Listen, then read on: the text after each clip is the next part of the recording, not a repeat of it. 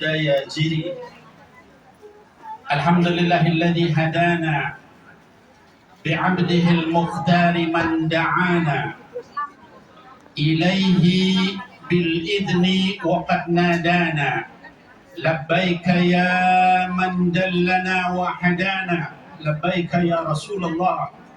Labbaika ya Sayyidina Muhammad. Amma ba'd. Yang saya muliakan para habaib yang hadir, para asatidat, wabil khusus Al-Habib Ali bin Husain bin Syekh Abu Bakar bin Salim, mata'anallahu tula hayatih. Al-Habib Muhammad bin Anis bin Syahab, mata'anallahu tula hayatih. Al-Habib As-Sayyid Muhammad Al-Amin Al-Hasani Al-Idrisi Al-Maghrabi, mata'anallahu tula hayatih. Dan juga para asatidat, pimpinan NU PC Hong Kong yang saya hormati, saya muliakan. Juga para ulama, ada ulama-ulama kita dari Malaysia, Al-Ustaz Hasan dan rombongan. Kemudian yang saya cintai, para pengurus dan jamaah Majelis Rasulullah SAW cabang Hong Kong. Khusus anakku, Bu Ani, anakku Fauziah, dan juga anak-anakku sekalian yang hadir di sini.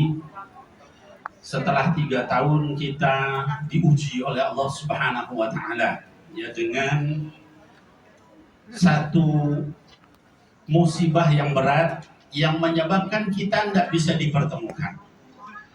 Tapi penyakit yang berat itu tidak bisa memisahkan hati kita dari saling mencintai karena Allah.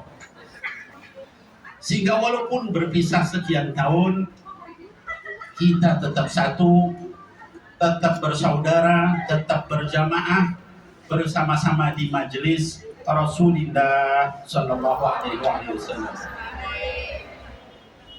Anak-anakku sekalian, jamaah Majelis Rasulullah cabang Hong Kong dan para pencinta Sayyidina Muhammad Sallallahu Alaihi Wasallam. Pertama, saya ingin menyampaikan ya bahwa Majelis Rasulullah cabang Hong Kong ini adalah salah satu cabang luar negeri dari Majelis Rasulullah. Ada 6 cabang luar negeri. MR cabang Singapura, cabang Malaysia, cabang Hong Kong, cabang Australia, dan cabang Maroko, Maghrabi. Nah, ini pimpinan MR Maroko, Said Muhammad Al-Amin. Ada lagi pimpinan MR Thailand juga, ya. Kemudian ada satu yang baru, Majelis Rasulullah cabang Amsterdam, Belanda. Jadi kalau saya jarang-jarang menyapa, mohon dimaafkan. Ya, karena tugas saya adalah Abul Jalib. Saya ini ayah buat seluruh jamaah Majelis Rasulullah dan juga buat seluruh para pengurusnya. Ini Habib Muhammad bin Anis, ini pimpinan Majelis Rasulullah cabang Malang, Jawa Timur. Ya. Nah, oleh sebab itu, maka alhamdulillah pada pagi hari yang menjelang siang ini kita dipertemukan lagi oleh Allah Subhanahu wa Ta'ala. Saya menyampaikan salam dari Al-Habib Muhsin bin Idrus Al-Hamid. Beliau sakit, nggak bisa hadir. Mohon doanya biar beliau segera disembuhkan oleh Allah Subhanahu wa Ta'ala. Kemudian ada 2 anak-anak saya juga yang mau hadir. Yang pertama adalah Syarifah Fatimah Az-Zahra, putri dari Habibana Mundir bin Fuad Al-Musawa yang rencananya mau hadir. Yang kedua adalah Syarifah Hafsah binti Nabil Al-Musawa, putri saya. Dua-duanya rencananya mau hadir, tapi kemudian berhalangan hadir karena ada acara lain yang nggak bisa ditinggalkan, berbenturan waktunya, sehingga mereka juga menyampaikan salam kepada antum semua. Baik, anak-anakku sekalian, ini kita nanti dengarkan banyak nasihat dari para ulama. Kalau sama saya udah bosan. Udah keseringan, ya, udah berapa tahun ya? 5 tahun ya anak-anakku sekalian ya. Kita terus menerus saya kesini tiap tahun dan ganti-ganti orang. Ini ya, jadi yang mendampingi saya Nah, kali ini ada Al-Habib Ali bin Hussein, ada Al-Habib Muhammad bin Anis. Kalau saya Muhammad Amin juga udah sering ini bareng sama saya. Yani antum ma'i yani fi kulli tertib wa barnamij yani huna fi Hong Kong. Insyaallah. Baik, jadi alhamdulillah anak-anakku sekalian, itu tadi salam. Lalu saya ingin menyampaikan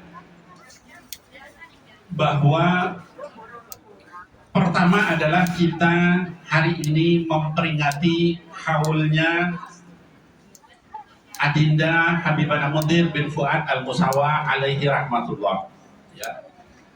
Saya ingin menyampaikan bahwa haul itu adalah salah satu uslub di dalam Al-Quran, mengingat perjuangan, kesolehan, ibadah, dan ketaatan para ulama.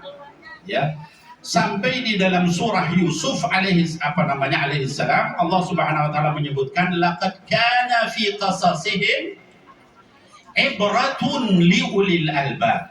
Sungguh pada kisah-kisah mereka, qasasihim artinya kisah mereka, bukan hanya kisah Nabi Yusuf, tapi juga kisah-kisah orang-orang yang saleh, baik itu aulia Allah, para wali-wali Allah, orang-orang yang dekat sama Allah, para anbiya, para mursalin. Pada kisah-kisah mereka ibratun, ada pelajaran. Buat siapa? Liulil albab, buat orang-orang yang berfikir. Kalau Allah menyebutkan di dalam surah Yusuf bahwa dalam kisah-kisah mereka semua ada pelajaran, kalau kita ngambil pelajaran dari salah satu aulia Allah yaitu Habibana Mundir bin Fuad Al-Musawa, itu boleh apa enggak? Boleh. Dalilnya adalah ayat tadi. Ya. Bahkan para ulama menyatakan 2/3 dari Al-Quran itu adalah qasas. Kisah-kisah isinya 2/3 dari Al-Quran. Sampai ada satu surah khusus namanya surah Al-Qasas, surah tentang kisah-kisah. Kalau ibu-ibu sekalian, anak-anakku sekalian, hadirat muslimat sekalian, buka Al-Quran dari awal, setelah surah Al-Fatihah, surah apa? Al-Baqarah. Al-Baqarah artinya apa? Sapi betina. Kisah bukan itu? Pertanyaannya, itu surah kedua, dan itu surah terpanjang di dalam Al-Quran. Kalau sapi betina aja dijadikan kisah sama Allah, kalau orang soleh boleh nggak dijadikan kisah? Kisah sapi aja dijadikan pelajaran buat kita semua. Kenapa itu disebut kisah sapi betina? Karena waktu itu Bani Israel menyembah sapi. Nah, kemudian Allah perintahkan untuk menyembelih seekor sapi betina yang disebut Al-Baqarah itu. Ya. Nah, itu kisahnya panjang, disebutkan di dalam surah terpanjang. Nama surahnya pun Al-Baqarah. Nah, kalau kisah sapi aja boleh, masa kisah wali-wali Allah nggak boleh? Ya Bu? Ya. Kalau ada yang bilang sama kita itu ngapain ngadain fall, bid'ah, itu nggak ada dalilnya. Kita bilang, Pak, Bu, sapi aja boleh disebut dalam Quran, diambil pelajaran sama kita, apalagi manusia. Kita lanjutkan, surah ketiga terpanjang apa surah? Surah kedua terpanjang atau surah ketiga, yaitu Ali. Kisah apa bukan? Kisah tentang siapa? Keluarganya Imran. Siapa keluarganya Imran yang disebut di situ? Yang disebut di situ adalah istri daripada Sayyidina Imran alaihissalam. Istri daripada Sayyidina Imran itu namanya siapa? Sayyidatina Hannah binti Fakhud, ya, alaihissalam. Seorang perempuan, tapi kisahnya diabadikan di dalam Quran, ya. Ketika dia berkata, إذ قالت امرأة عمران رب إني نذرت لك ما في بطني محررا فتقبل مني إنك أنت السميع العليم. Ketika istri Imran berdoa, yang dibilang keluarga Imran itu ternyata seorang perempuan.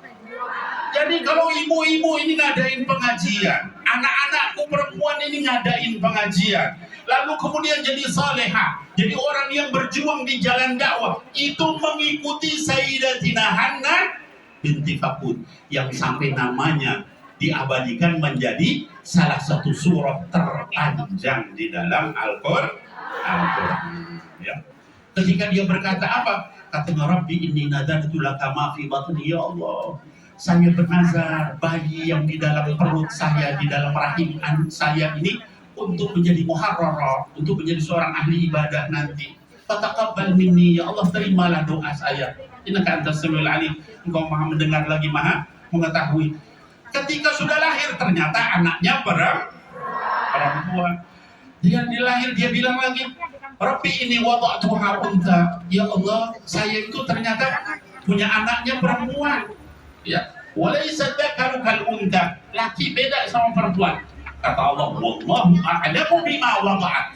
Allah lebih mengetahui. Lalu diterima sama Allah, anaknya diberi nama Maryam, menjadi orang yang soleh juga, wali Allah juga. Tuh lihat tuh, ibunya wali Allah, anaknya wali Allah, punya anak lagi Sayyidatina Maryam, yaitu cucunya daripada Hannah binti Fakut. Siapa namanya?